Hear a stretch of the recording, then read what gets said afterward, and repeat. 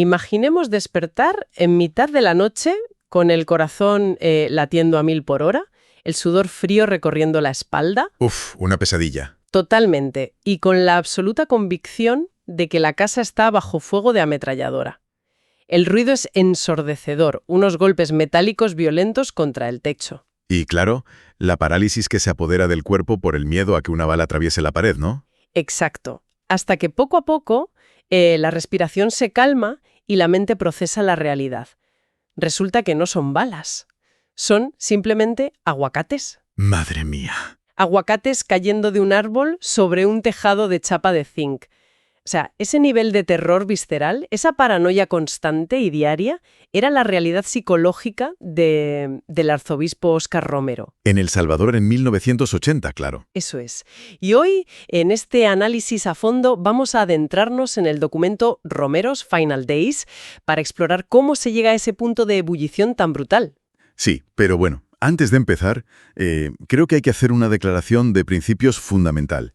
Es imprescindible hacerla. Sí, totalmente de acuerdo. Porque, a ver, el terreno que vamos a pisar hoy está minado. Así es. Vamos a sumergirnos en uno de los momentos más polarizados, complejos y sangrientos de la historia contemporánea centroamericana. Un periodo marcado por atrocidades espantosas, la verdad, cometidas tanto por la extrema derecha como por la extrema izquierda. Y por eso nuestra misión aquí no es tomar partido. O sea, no estamos para respaldar ninguna ideología política ni justificar la violencia de ningún bando. Cero. Ese no es el objetivo. El objetivo es desgranar objetivamente los hechos tal y como aparecen documentados en nuestras fuentes, entender los mecanismos de una nación que se precipitaba hacia el abismo de la guerra civil. Y todo ello a través de los ojos de un hombre que intentó desesperadamente ser la voz de la razón. Claro, el arzobispo Romero. Exacto. Y el problema de intentar ser la voz de la razón en un país donde ya nadie razona es que, bueno, automáticamente te conviertes en el enemigo de todos. Ya te digo, es que es matemático. Para entender la magnitud de este fuego cruzado hay que retroceder hasta el evento que actuó como el gran catalizador, el 15 de octubre de 1979. El golpe de Estado, ¿verdad? Eso es. Aquel día, un golpe de Estado casi incruento derrocó al general Carlos Humberto Romero y dio paso a una estructura llamada la Junta Revolucionaria de Gobierno. Que sonaba muy bien, la verdad. Claro, en ese instante fugaz existió una verdadera ilusión de que la paz era posible. Vale, vamos a desgranar esto, porque las promesas iniciales de esta junta sonaban sobre el papel como el salvavidas perfecto para un país que se ahogaba. Sí, prometían el oro y el moro. Prometieron libertad para organizar partidos políticos, legalizar sindicatos, convocar elecciones democráticas, también una reforma agraria profunda. Y algo muy importante, la disolución de Orden. Cierto. Orden era la temida organización nacionalista paramilitar. Y a ver, inicialmente consiguieron el apoyo de sectores históricos. Claro, los democristianos volvieron del exilio, el Partido Comunista dio su visto bueno, y los intelectuales de la Universidad Centroamericana se sumaron.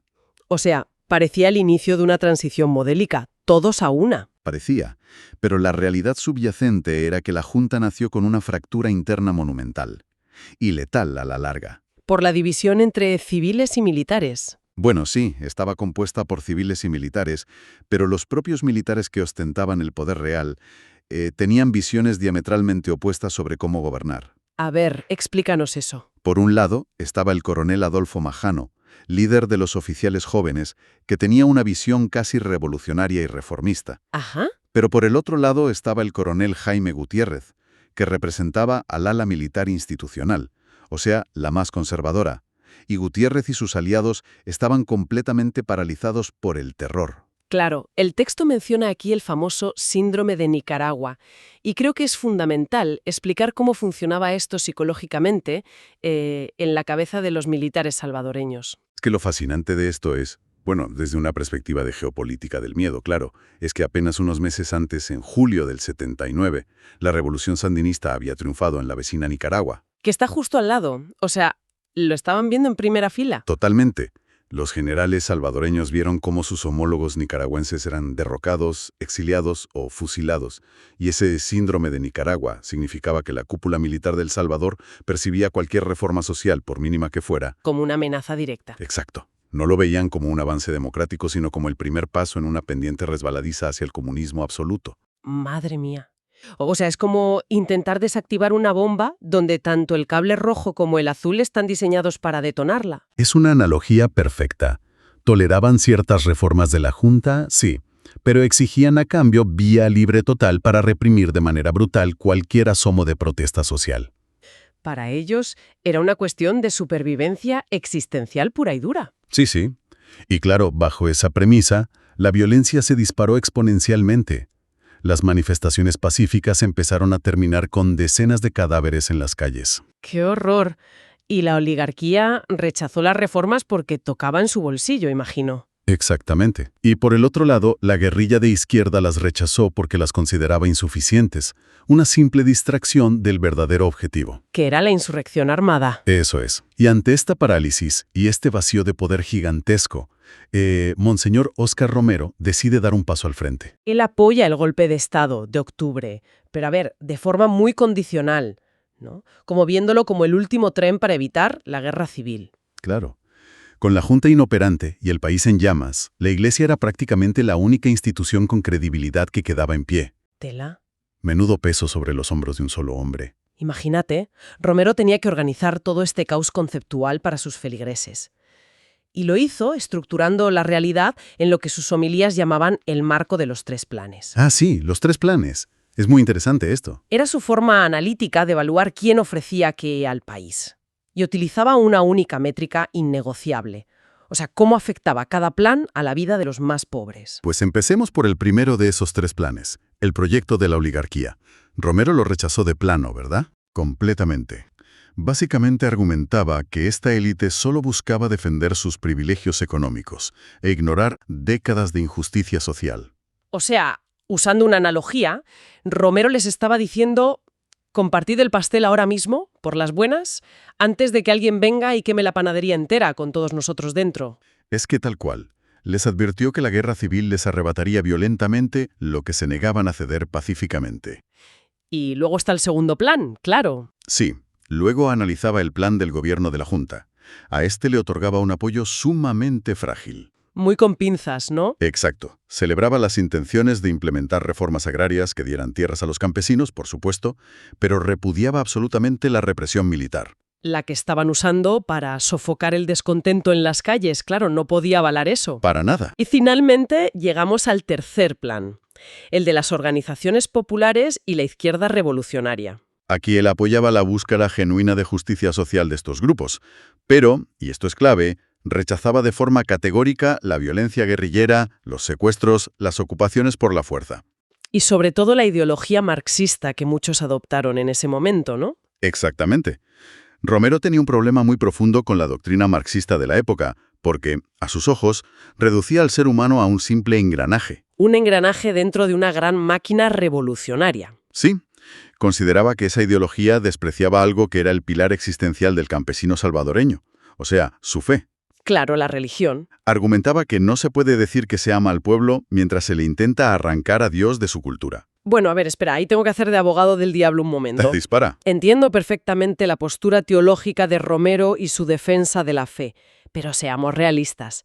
Si a un campesino le acaban de expropiar lo poco que tiene, o peor aún, le han asesinado a un familiar en una manifestación, Ya, sé por dónde vas. es que aparezca el arzobispo a pedirle paciencia y rechazar la vía armada suena como mínimo a desconexión de la realidad. O sea, ¿cómo justificaba Romero pedir calma a gente que estaba siendo literalmente masacrada? Es una pregunta buenísima. ¿No corría el riesgo de que lo vieran como un cómplice pasivo de los opresores? Y esa es precisamente la tensión central de su figura. Romero justificaba su postura basándose en que la violencia, sin importar lo noble que parezca su objetivo inicial, inevitablemente corrompe la causa. Ya, el medio y el fin. Exacto. Su argumento era que responder a la masacre con más sangre solo engendraría un ciclo infinito de venganza. Un ciclo que terminaría devorando al propio pueblo que se pretendía salvar. Qué fuerte. O sea, una espiral destructiva total. Creía firmemente que utilizar los mismos métodos crueles que el opresor te convertía, a la larga, en un nuevo opresor. No era pasividad, o sea, era la convicción de que el fin no justifica los medios si los medios destruyen el alma humana. Lo cual nos lleva a reflexionar sobre una dinámica que vemos incluso hoy en día. A ver, aunque en diferentes contextos.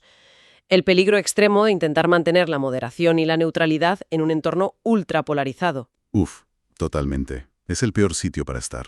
Claro, porque cuando los matices desaparecen y la sociedad entra en una lógica de o estás conmigo o contra mí, la persona que pide diálogo se convierte en el enemigo número uno de ambos bandos. Y esto fue exactamente lo que le pasó a Romero. Fíjate, la extrema derecha lo tildaba de peligroso agitador comunista. Mientras que en la extrema izquierda comenzaron a circular panfletos tachándolo de traidor, o sea, vendido por no bendecir la revolución armada. No le perdonaban una. Nadie le perdonaba nada. Si conectamos esto con el panorama general, la violencia no dejó de escalar. Sí, a niveles absurdos. La guerrilla, para forzar el colapso del Estado, intensificó los secuestros para financiarse, los asesinatos selectivos y la destrucción de infraestructuras.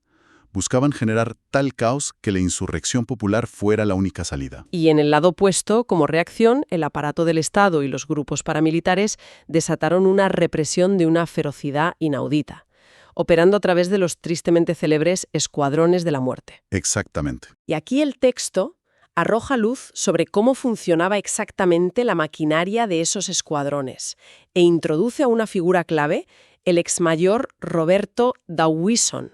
Un personaje oscurísimo, sí. Tras el golpe de octubre, a Dawison lo despiden del servicio de inteligencia militar. Pero la clave de la historia, fíjate, no es que lo despidieran, sino cómo logró montar una red de terror desde fuera del ejército. Es que el mecanismo de su poder radicaba puramente en la información. Al ser apartado de su cargo, Dawison no se fue con las manos vacías. O sea, se llevó consigo los archivos físicos de inteligencia militar. Madre mía, o sea, estamos hablando de archivadores enteros, ¿no? Archivadores con los nombres, direcciones, rutinas y conexiones de líderes sindicales, profesores, curas villeros y supuestos opositores. ¡Qué barbaridad! Lo tenía todo documentado. Codo. Con esos datos en su poder, no necesitaba un ejército formal. Organizó células paramilitares clandestinas financiadas por sectores de la oligarquía. Que utilizaban esa inteligencia robada para ejecutar operaciones de exterminio, ¿no? Quirúrgicas y brutales. Tal cual. El resultado era una guerra psicológica de terror, con cadáveres mutilados apareciendo en las cunetas cada amanecer, solo para enviar un mensaje a la población. ¡Qué horror! Y aquí es donde la cosa se pone realmente interesante en el documento, porque nos aleja de los análisis geopolíticos fríos y nos sumerge en la psique humana. Sí, la dimensión personal del terror. Claro, la sombra de toda esa muerte organizada empezó a cernirse directamente sobre Óscar Romero, y el texto nos revela a un hombre aterrorizado, no al mártir de piedra de las estatuas, sino a un ser humano con una vulnerabilidad psicológica inmensa. Materializaron de forma aterradora a principios del 80. El incidente del 9 de marzo es el mejor ejemplo de lo cerca que estaba al final. Ese momento en la Basílica del Sagrado Corazón es escalofriante. Ponnos en situación. Bueno, Romero estaba oficiando una misa en memoria de un político democristiano asesinado. Toda la plana mayor de la democracia cristiana estaba congregada allí. Ajá. Y alguien había dejado un maletín negro disimulado junto a uno de los pilares principales que sostenían la inmensa cúpula de la basílica. Y dentro de ese maletín había nada menos que 72 cartuchos de dinamita comercial.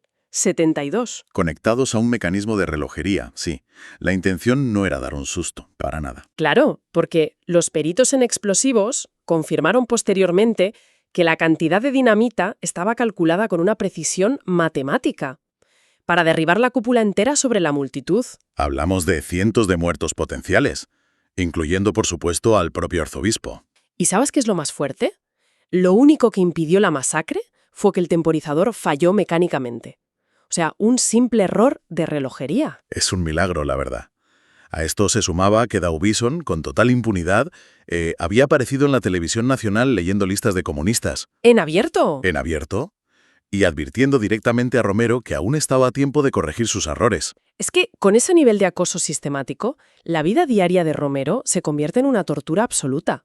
Volvemos a la anécdota con la que abríamos hoy. Sí, lo de los aguacates. Estaba empapado en sudor creyendo que eran disparos. Su miedo a la soledad y a la oscuridad creció tanto que, en ocasiones buscaba refugio en los dormitorios comunes de otros sacerdotes. Llegó a dormir en un catre improvisado dentro de la propia sacristía de la capilla, buscando la falsa seguridad de las paredes gruesas. Es muy triste. Y esto plantea una pregunta importante. Si el miedo era tan abrumador, tan paralizante, ¿por qué quedarse? Ya, porque tenía opciones de irse, ¿no? Sí. El gobierno salvadoreño le ofreció escoltas armados y coches blindados. Incluso desde el Vaticano le llegó el ofrecimiento formal de trasladarse a Roma para salvar su vida. Pero lo rechazó todo. Y lo hizo basándose en una coherencia pastoral que, sinceramente, asusta por su nivel de compromiso. Totalmente. Romero argumentó que un pastor no abandona su rebaño cuando vienen los lobos. Consideraba que viajar, rodeado de guardaespaldas con ametralladoras, mientras su pueblo enfrentaba el terror diario sin defensa alguna, habría sido un antitestimonio. Una traición a su propio mensaje, claro. Exacto. Y esa decisión de quedarse, de seguir usando el púlpito como un altavoz para los que no tenían voz, nos lleva irremediablemente a la última semana de marzo de 1980. La semana fatídica. Concretamente a la misa dominical del 23 de marzo, que pasaría a la historia como su sentencia de muerte definitiva. Fue una homilía maratoniana, de unas 2 horas. Y hacia el final, Romero hace algo inaudito. O sea, deja de hablar a los políticos, deja de hablar a los guerrilleros. Cambia de objetivo. Sí. Mira directamente a través de las cámaras para dirigirse a la base de la pirámide militar, a los soldados rasos, a los guardias nacionales. Ajá. Les dice, de manera muy directa, que antes que cualquier orden de matar emitida por un oficial, debe prevalecer la ley de Dios que prohíbe el asesinato, y culmina con una orden en nombre de Dios. Grita, cese la represión. Ese fue el punto de no retorno. Explicar el mecanismo detrás de esto es vital para quienes escuchan, porque para el alto mando militar y para la extrema derecha, aquello no fue interpretado como un ruego religioso, para nada. ¿Cómo lo interpretaron entonces? Fue catalogado, legal y operativamente, como un acto de subversión directa, una incitación flagrante a la insubordinación militar y al motín. Claro, les estaba diciendo a las tropas que no hicieran caso a sus jefes. En su visión del mundo, tolerar que un civil le dijera a las tropas armadas que desobedecieran a sus comandantes destruiría la disciplina del ejército y llevaría al colapso del Estado frente al comunismo. Madre mía. O sea, la orden de asesinarlo, que seguramente ya estaba en preparación, se ejecutó sin más. Sin duda. El contraste entre la épica desafiante de ese domingo y la profunda melancolía del lunes 24 de marzo es devastador en el texto. Sí, el relato de su último día es tremendo. El documento relata que ese mediodía Romero fue a almorzar con la familia Barraza. Y en medio de la comida normal, de repente se quita las gafas y empieza a llorar en silencio. Como si lo presintiera. Nombra a sus amigos más cercanos, uno por uno, agradeciéndoles lo que han hecho por él. Como si supiera que el reloj había llegado a cero. Una atmósfera casi surrealista, porque esa misma mañana había estado en la Playa de la Libertad, en un retiro con sacerdotes del Opus Dei. Tuvieron que saltar un muro porque la casa donde se reunían estaba cerrada. Vaya anécdota. Comieron sobre el césped, comentaron documentos eclesiásticos, e incluso, ya por la tarde, vio en la televisión una noticia sobre un payaso viejo que le entristeció muchísimo. Ah, sí. Esto es muy conmovedor. Le hizo reflexionar en voz alta sobre cómo, al envejecer, las personas pasan de moda y se sienten inútiles. Todo en ese último día tiene un aire de despedida. Hasta que llegan las 5:30 de la tarde. Romero regresa al hospitalito para oficiar una misa de difuntos por una amiga de la comunidad, Sara de Pinto. Sí. Y hay que fijarse en la paradoja del escenario, fíjate. El hombre que negociaba el futuro de un país con generales y líderes guerrilleros está oficiando una misa discreta en una capilla muy pequeña, rodeado de monjas y pacientes terminales de cáncer. La humildad total. Termina su sermón, camina hacia el centro del altar para preparar la Eucaristía y extiende el mantel corporal. Y en ese microsegundo, la historia del Salvador se parte en dos. Desde las puertas abiertas de la capilla suena la detonación de un único disparo. Una bala explosiva. Con una precisión milimétrica, le impacta de lleno en el pecho, destrozándole el corazón. Cae al suelo de inmediato, a los pies del altar, mientras la sangre inunda el piso. Es brutal. Llegará a la policlínica, pero el daño es letal. Muere casi al instante, a causa de una hemorragia masiva. Tenía 62 años. Quienes orquestaron su muerte creían que silenciando la voz asfixiarían el problema. Craso error. Claro, lo que lograron fue volar los últimos puentes de contención. La violencia que se desató a partir de ahí no tuvo precedentes. Fue echar gasolina al fuego.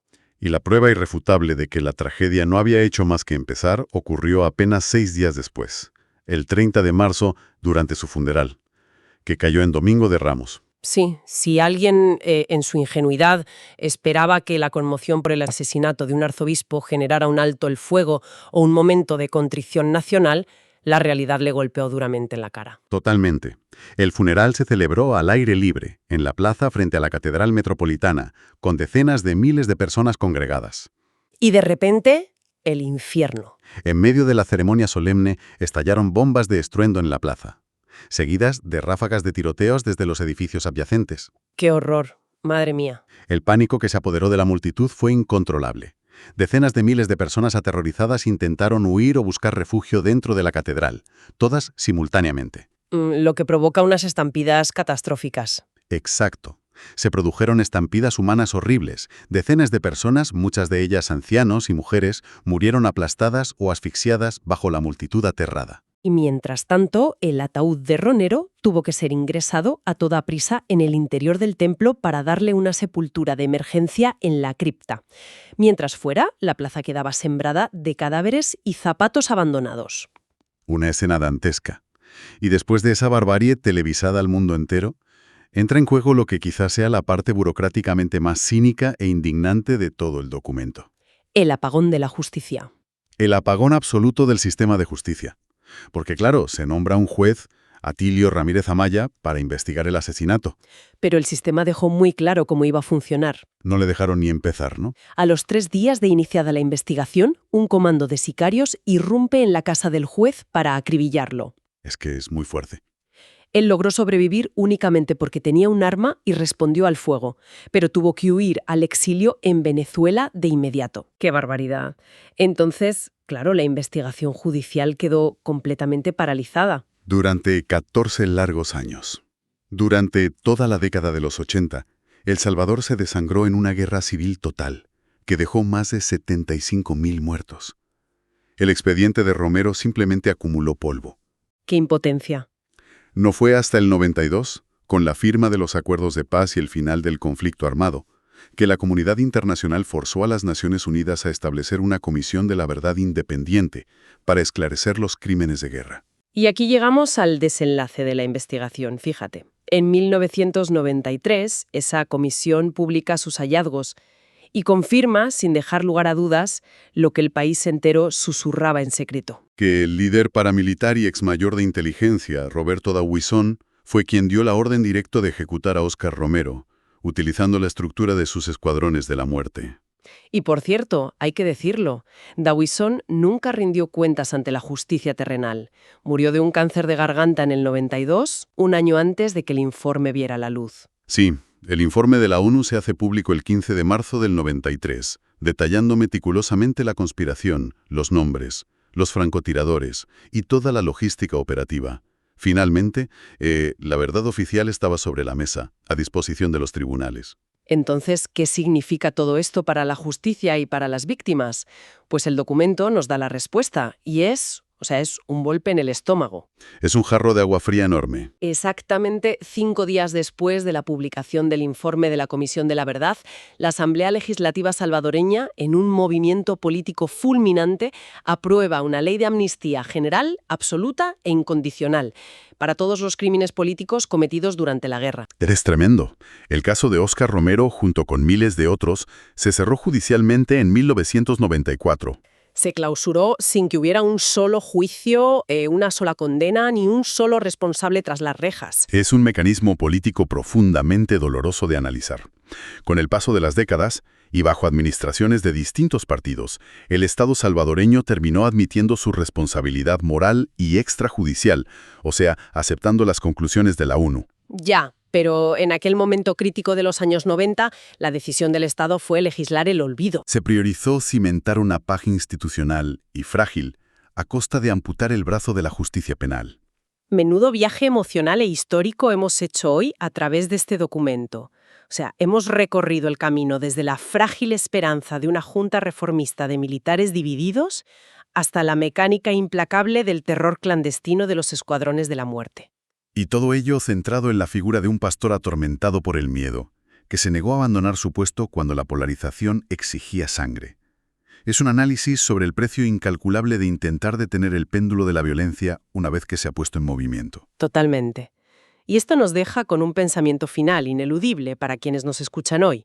A ver, Al observar cómo se cerró este capítulo con una amnistía general promulgada en 5 días, surge una pregunta que creo yo trasciende fronteras. Cuando una nación entera es atravesada por la brutalidad sistemática, ¿puede realmente existir una sanación profunda si la verdad histórica y la justicia legal se divorcian y se tratan como elementos excluyentes? es la gran pregunta. ¿Qué le ocurre al trauma colectivo? A la psique de una sociedad cuando el Estado impone leyes que prometen la paz futura a cambio de exigir el olvido institucional del pasado. Exacto. Es un dilema que resuena muchísimo más allá de los ecos del Salvador. Totalmente de acuerdo. Queda como una advertencia permanente sobre los cimientos en los que construimos la convivencia. Nos despedimos por hoy de este análisis a fondo. Sigamos cuestionando los hechos, buscando entender los engranajes detrás de la historia y, sobre todo, no perdiendo nunca de vista los matices. ¡Hasta la próxima! Un placer. Hasta pronto.